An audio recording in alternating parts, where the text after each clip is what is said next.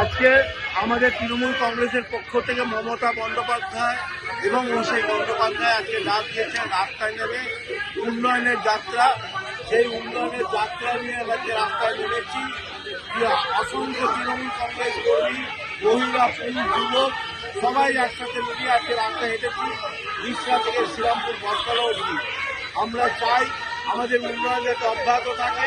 এই উন্নয়ন অব্যাহত রাখতে গেলে মমতা বন্দ্যোপাধ্যায়কে আবার আমাদের ক্ষমতায় আনতে হবে, চতুর্থবারের জন্য বিজয়ী করতে হবে।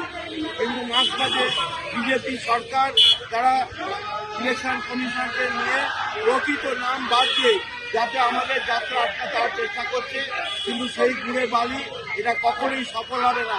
মমতা বন্দ্যোপাধ্যায় আবার চতুর্থবারের জন্য বিপুল সংখ্যক সিট দিয়ে আবার বিধানসভা মুখ্যমন্ত্রী হচ্ছেন, এটা কেউ আটকাতে পারবে না।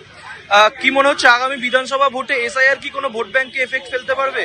এসআইআর নিয়ে ওরা যেটা ভেবেছিল কিছু মানুষের নাম বাদ দেবে, কিন্তু প্রকৃত মানুষরা যেভাবে হারাস হচ্ছে, যেভাবে তাকে অপদস্থ করা হচ্ছে, যেভাবে হয়রানি করা হচ্ছে, মানুষ এখন সম্পূর্ণভাবে তৃণমূল কংগ্রেসের পক্ষে দেবে, বিজেপির বিরুদ্ধে যাবে। একদম নিশ্চিত মানুষ গালাগালি করছে বিজেপি।